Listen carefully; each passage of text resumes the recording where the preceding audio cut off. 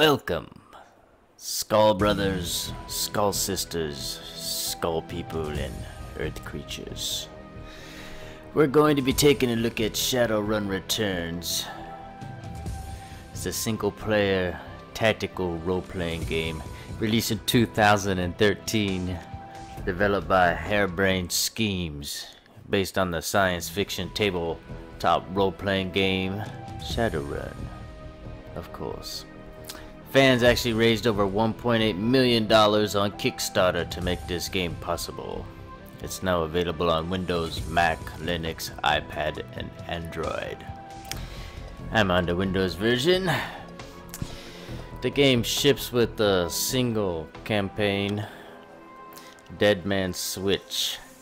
There are other campaigns available for purchase as downloadable content, but for this video we'll be focusing on the Dead Man's Switch.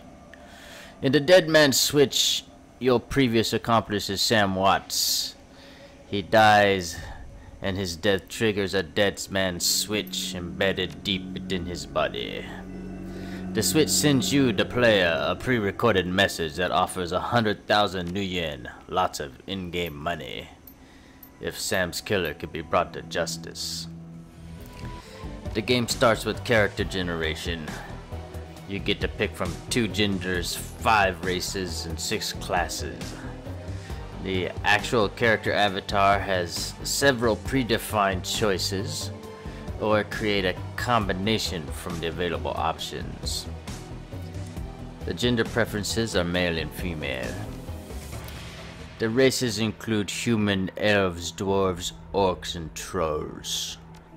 Race affects your starting ability stats, as well as the maximum level certain abilities cap at. For example, a human body stat maxes out at 9, where a troll's maxes out at 15. This makes certain races more suited to certain play styles. Elves have unmatched quickness, making them the most excellent ranged weapon fighters, while trolls are unmatched in strength and body, which makes them ferocious melee fighters. For the classes are predetermined configuration to the starting stats added to the race stats. Street Samurai is a combat class specialized in weapons, best to specialize in either ranged or melee, but not both. Mage is a spellcaster, casts attack spells, healing spells, and more. The Deca hacks computer system, basically the world's hackers. Being a good fighter in the virtual world costs both money and karma. I found this class very tough to play. The Shaman summons spirits to aid in battle. Summoned spirits are quite powerful and do a good deal of damage. They can wreak havoc if given 4 action moves. Rigger controls robotic drones that focus on combat and healing. Drones are also very capable fighters. Multiple drones can be controlled at the same time, making this class especially deadly. There are areas of maps that drones can help access as well. Physical Adept focuses on enhancement spells that provide various strengths and make them more deadly. They're very strong melee fighters. Hand-to-hand combat specialists. Most of the Adept spells increase their melee abilities. And then lastly, no class at all. Just simply create your own, spending all the skill points as you see fit.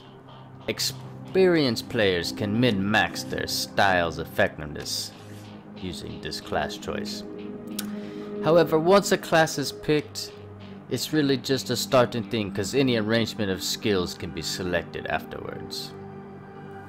When not in combat, this game is all about pushing aside objects, finding, acquiring, buying, and selling items, gaining access to new routes, and discovering hidden rooms by hacking terminals.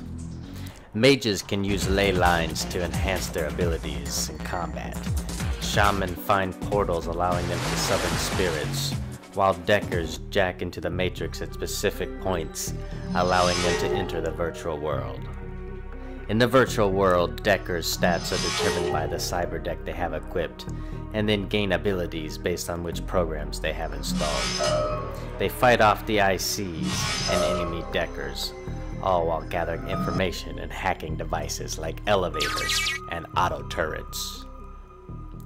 Gameplay is mostly linear, with a small amount of exploration while completing quests. Dialogue is a large part of the game. Different stats and skills offer new dialogue options. High charisma allows for more etiquettes. The more etiquettes, the more dialogue options a player has to choose from. Many times these dialogue options offer the means around combat, or cut extra steps from completing quest goals. Finally, combat. A player controls up to 4 different runners. Some of these runners control spirits or drones, further increasing the player's forces. First, let it be said, combat is turn-based. With that out of the way, combat is a gory menagerie or a zoo of deadly gunfire, harmful and helpful spells, summon spirits, murdering drones, head-bashing punches, and in general, a healthy dose of chaos. A decent collection of battle gear to further enhance lethality makes this game wonderfully addictive. AP are action points, determine how many actions a character can take during one turn. Characters start out with 2 action points per turn, gaining or losing them based on abilities, spells, and items. Action points allow you to fire your weapons, walk around, reload, or use special ability-like spells. Each character can carry up to 3 weapons and switch between them at no action point cost. Ammunition is unlimited, but characters still have to reload weapons that require bullets. That said, let's move on from combat. The development team voiced a lot of concerns about meeting the expectations of fans who helped fund this project.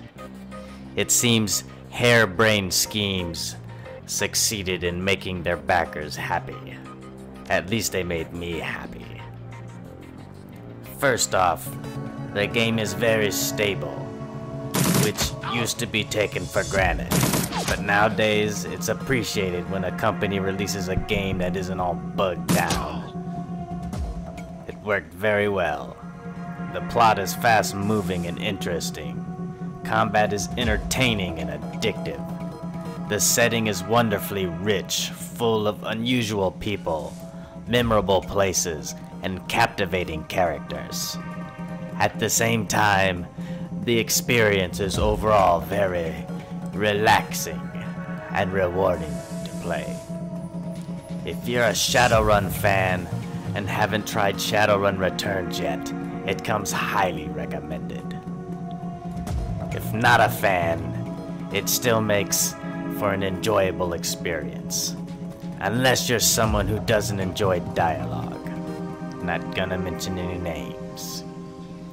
Okay, that wraps it up for Shadowrun Returns. Thank you, Skull People and Creatures. This is Ziggy Skull. Die softly.